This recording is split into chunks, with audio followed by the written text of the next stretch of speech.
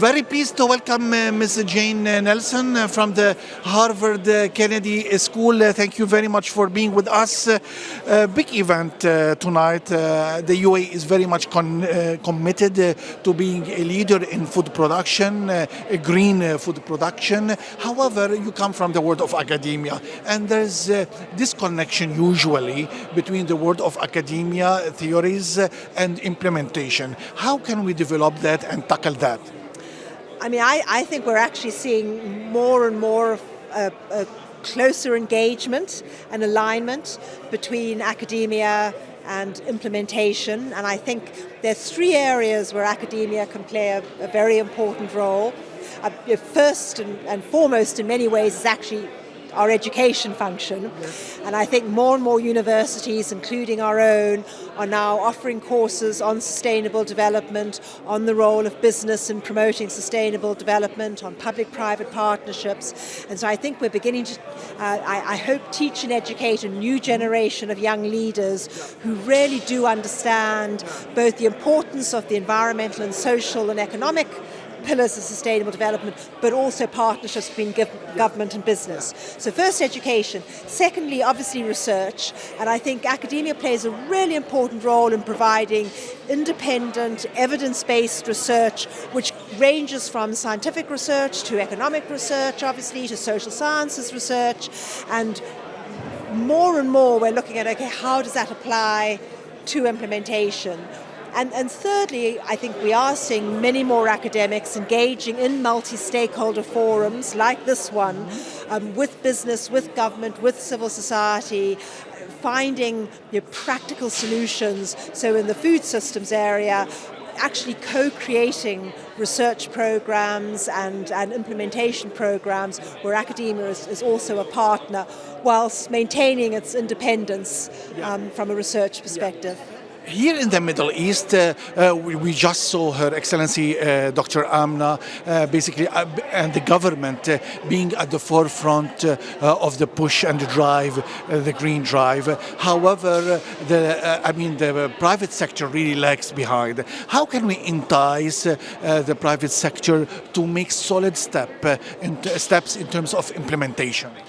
I think there are probably four key ways we can get the private sector engaged. And first and foremost, I think government incentives and regulation. And I think there are two areas here. You look at the Inflation Reduction Act in the United States, a number of very interesting green policies in the EU and elsewhere around the world. How do we create those market incentives for business to get engaged in sustainable development? And also, how does government require business to report on its impact on sustainable development? So mandatory disclosure requirements, I think, will get business much more to the table. Secondly, I think investors are playing an increasingly important role, and I think the family offices here in the region, as well as sovereign wealth funds in the region, can play a major role in encouraging business to address these issues more seriously. Thirdly, clearly consumers are beginning to play more of a role, and consumer activists. And then young people, I think, as more and more young people are coming out of universities and schools, knowing about sustainable development, they're demanding more of business. And then they're coming into business and pushing those business values. But I think also there's a generation now of business leaders, including in this region, who really do have a vision for sustainable development. They're setting public targets, they're getting those independently verified, and they are partnering with other sectors. So I think we're getting there. In terms of policies, we are seeing more global alignment in terms of policies. EU with the GCC, with Singapore, England, UK, Switzerland, and all others. How do you foresee the global policy framework to get closer to each other in this regard and get more an aligned framework in the food sector and agriculture sector? I mean, I think we're getting there, partly because of the food resilience commitment made at the COP28 conference. Yes. So I think we're seeing much greater alignment now between the global climate agenda and the global food agenda. We're seeing more alignment between the global health agenda and the global food agenda.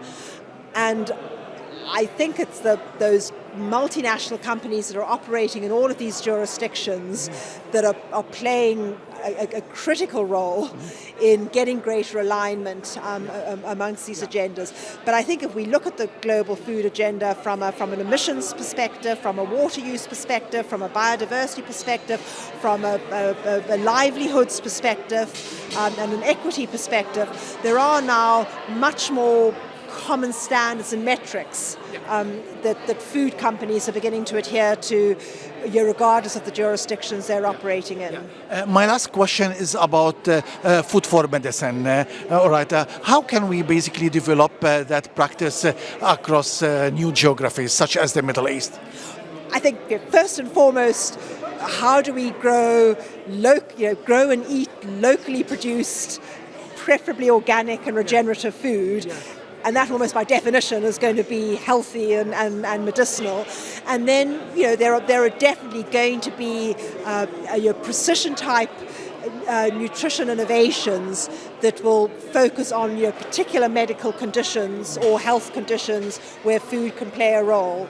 But I think the most important thing when I think of food for medicine is how do we encourage more healthy diets more generally. So more organic, more regenerative, more vegetable-based, and getting it much more affordable and accessible to more people. Have you discussed implementing or introducing any new practice in this regard in this part of the world? I haven't myself been involved in any discussions in this area, but I think a number, obviously, of the leading food and nutrition companies, as well as a number of the leading pharmaceutical companies, are now very much looking at different options for food as medicine and different innovations in this area, including just raising public awareness about healthy eating. Ms. Nelson, thank you very much for being with us today. Thank you, Sal. Great to be with you. Take care.